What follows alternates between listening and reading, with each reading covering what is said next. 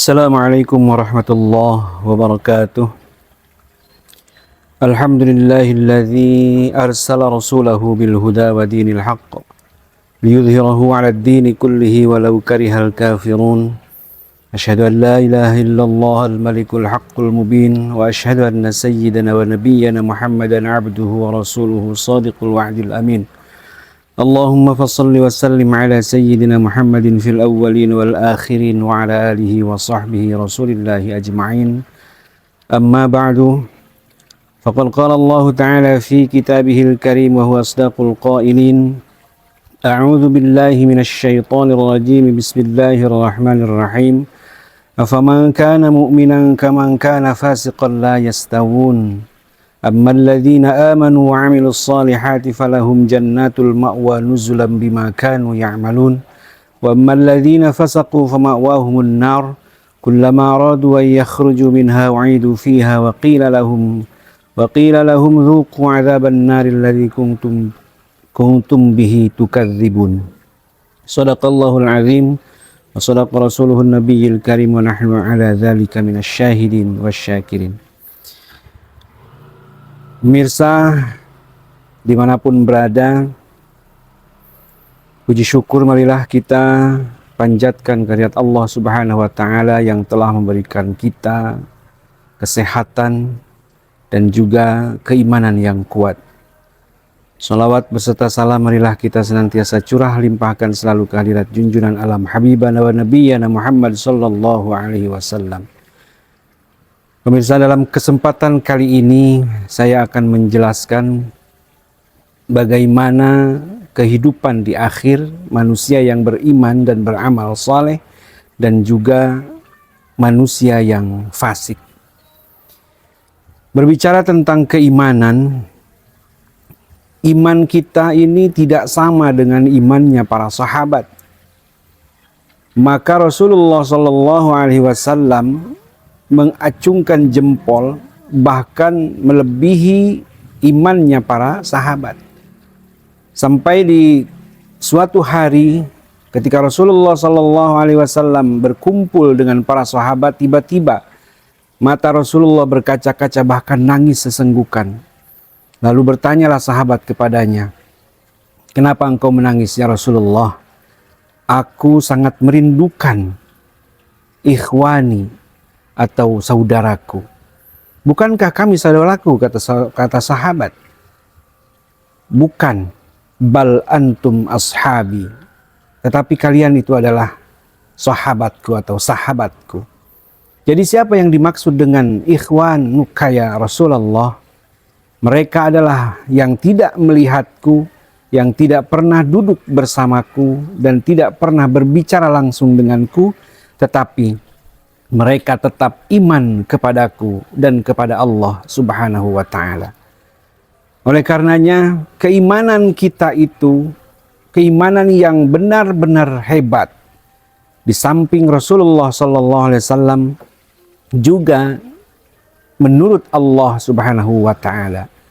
Karena kita tidak pernah bertemu dengan Rasulullah Sallallahu Alaihi Wasallam dan juga apalagi dengan Allah Subhanahu wa Ta'ala. Tetapi di sini di dalam surat As-Sajdah ayat 18 sampai ayat 20, Allah menjelaskan bagaimana kehidupan dan nasib-nasib orang yang iman kepada Rasulullah dan juga kepada Allah, dan juga bagaimana orang-orang yang fasik. Kata Allah dalam Al-Quran, "Afaman kana mu'minan kaman kana fasiqan la yastawun." Apakah kamu menyangka bahwa orang-orang yang beriman dan orang yang fasik itu sama? Tentu tidak, kata Allah Subhanahu wa Ta'ala. "Wa ammal ladzina amanu wa 'amilus shalihati falahum jannatul ma'wa nuzulan bima kanu ya'malun." Dan sesungguhnya orang-orang yang beriman itu adalah orang-orang yang ditempatkan di surganya Allah Subhanahu wa Ta'ala atas apa yang mereka kerjakan. Orang-orang tentunya orang-orang yang beriman dan juga beramal saleh. Iman tidak cukup iman saja, tentu harus juga melakukan amal saleh. Wa ammal ladzina fasaqu fama'wahumun nar kullama aradu an yakhruju minha u'idu fiha wa qila lahum dzuqu 'adzaban naril ladzi kuntum bihi tukadzibun. Dan sesungguhnya orang-orang yang fasik itu tempatnya di neraka.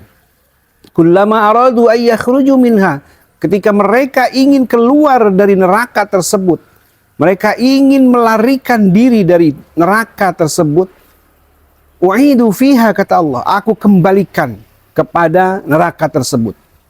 Seperti layaknya kita menggoreng belut yang masih hidup, lalu kita masukkan ke dalam kuali yang berisikan air, berisikan minyak yang panas. Tentu si belut itu meronta-ronta ingin keluar dari kuali tersebut. Dan si belut itu tetap sama si koki dimasukkan ke dalam kuali tersebut sampai masak.